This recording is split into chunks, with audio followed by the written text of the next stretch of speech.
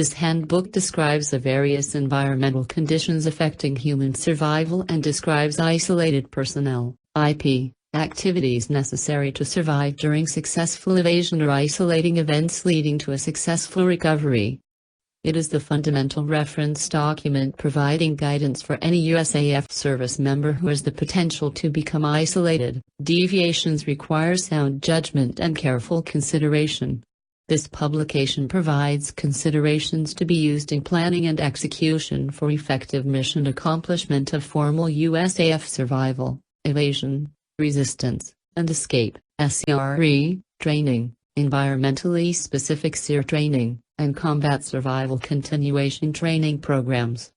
The tactics, techniques, and procedures in this publication are recognized best practices presenting a solid foundation to assist USAF service members to maintain life and return with honor from isolating events. Conditions affecting survival.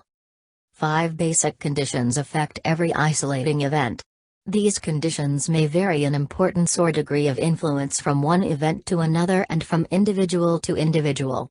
At the onset, these conditions can be neutral, being neither an advantage nor a disadvantage for the isolated personnel.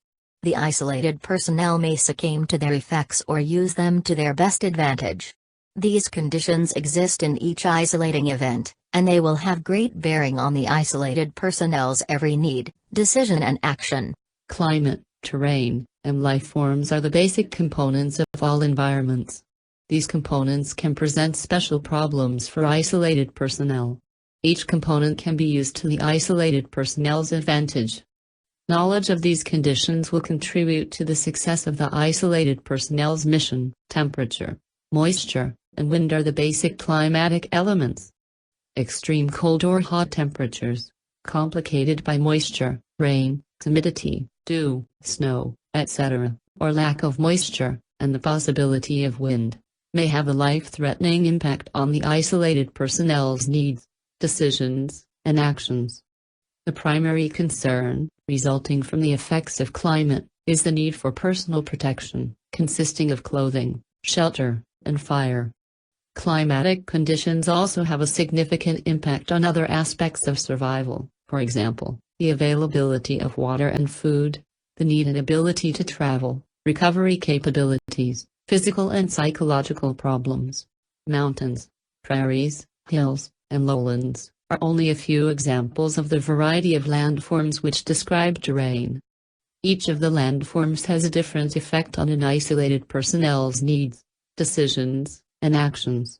An isolated personnel may find a combination of several terrain forms in each situation. The existing terrain will affect the isolated personnel's needs and activities in such areas as travel, recovery, sustenance, and to a lesser extent, personal protection.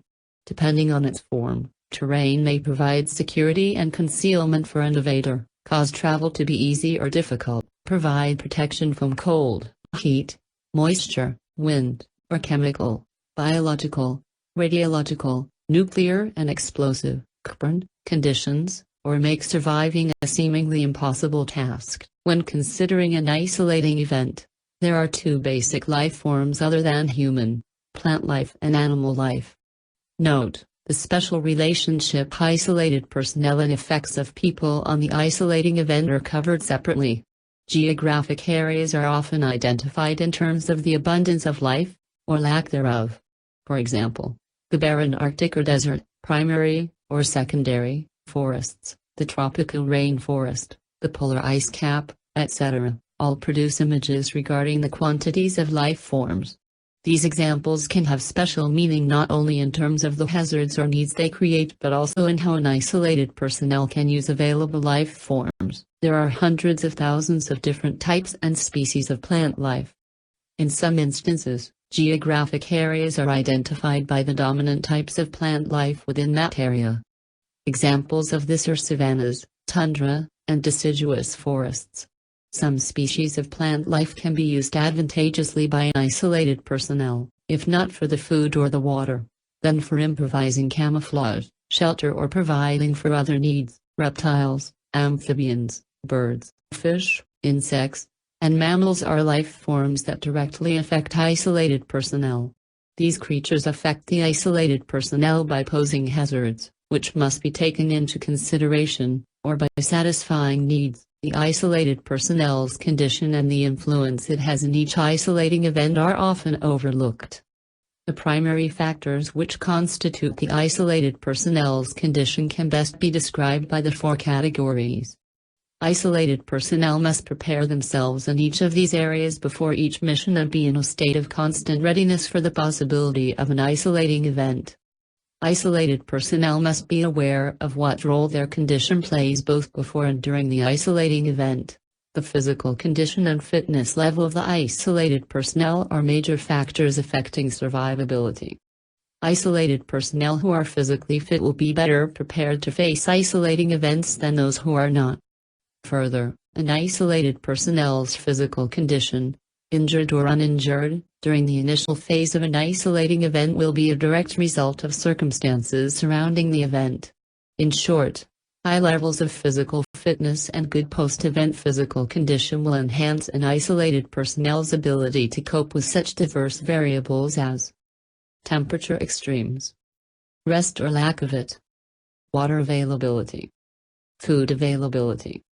Long-term isolating events. During long-term isolating event, physical weakness may increase as a result of nutritional deficiencies, disease, lack of adequate rest, etc. The isolated personnel's psychological state greatly influences their ability to successfully return from an isolating event. Psychological effectiveness in an isolating event, including captivity, results from effectively coping with the following factors which may occur naturally or be induced by coercive isolated personnel. Initial shock, pain, hunger, thirst, cold or heat, frustration, fatigue, including sleep deprivation. Isolation includes forced captivity and the extended duration of any episode. Insecurity, induced by anxiety and self-doubts. The lost self-esteem, most often induced by coercive man-isolated personnel. The loss of self-determination, most often induced by coercive man-isolated personnel. An isolated personnel may experience emotional reactions during an isolating event due to the previously stated factors, previous life experiences, including training, and the isolated personnel's psychological tendencies. Emotional reactions commonly occurring in isolating, including captivity, events include boredom, loneliness, impatience, dependency, humiliation, resentment, anger, hate, anxiety, fear, panic. Psychologically isolating events may be divided into crisis phases and coping phases. The initial crisis period will occur at the onset of the isolating event. During this initial period, thinking as well as emotional control may be disorganized. Judgment is impaired and behavior may be irrational, possibly to the point of panic. Once the initial crisis is under control, the coping phase begins, and the isolated personnel is able to respond positively to the event. Crisis periods may well recur, especially during extended events, evasion or captivity. An isolated personnel must strive to control if avoidance is impossible. The most important psychological tool that will affect the outcome of an isolating event is the will to survive.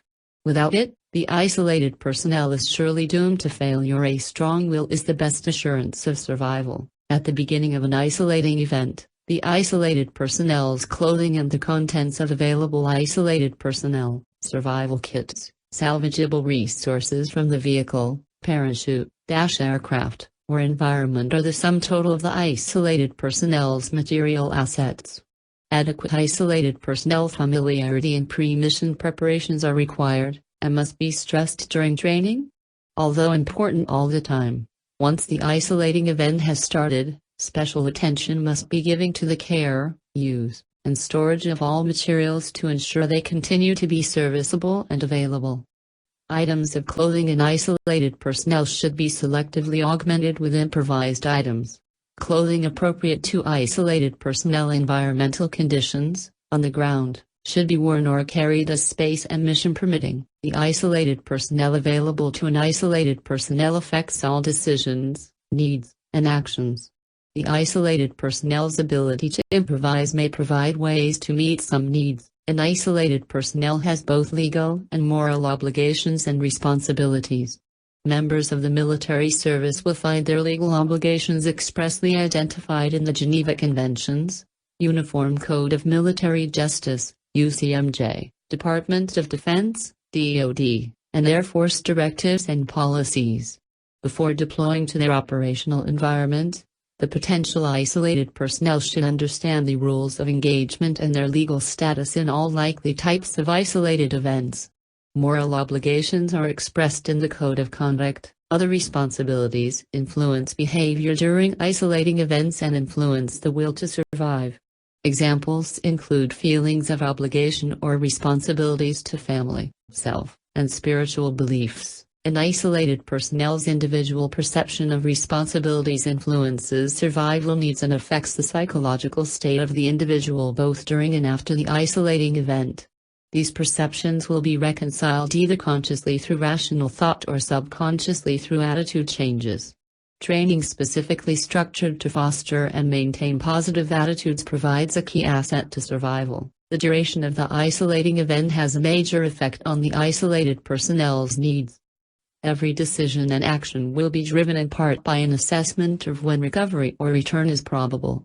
Air superiority, rescue capabilities, the distances involved, climatic conditions, the ability to locate the isolated personnel, or potential for or actual captivity are major factors that directly influence the duration, time condition, of the isolating event. An isolated personnel can never be certain that rescue is imminent and must prepare as though it is not. Socio-political conditions are the social, cultural, and behavioral factors characterizing the relationship isolated personnel and activities of the population of a specific region or operational environment. The local people, their social customs, cultural heritage, politics, and attitudes will affect the isolated personnel's status within the spectrum of conflict. Due to these socio-political differences, the interpersonal relationship isolated personnel between the isolated personnel and any people with whom contact is established is crucial to surviving. To an isolated personnel, the attitude of the people contacted will be friendly, hostile, or unknown. The isolated personnel who meets friendly people, or at least those willing, to some degree, to provide aid, are indeed fortunate. Immediate return to home, family, or home station, however, may be delayed. When in direct association with even the friendliest of people, it is essential to maintain their friendship isolated personnel. These people may be of a completely different culture in which a commonplace American habit may be a gross and serious insult. In other instances, the friendly people may be active insurgents in their country and constantly in fear of discovery. Every isolated personnel action, in these instances, must be appropriate and acceptable to ensure continued assistance. A state of war need not exist for an isolated personnel to encounter hostility in people. Contact with hostile people must be avoided. If captured, regardless of the political or social reasons in the isolated personnel's legal status, the isolated personnel must make all efforts to adhere to the Code of Conduct and the legal obligations of the UCMJ, the Geneva Conventions, and DoD and USAF policy. Isolated personnel should consider all factors before contacting unknown people.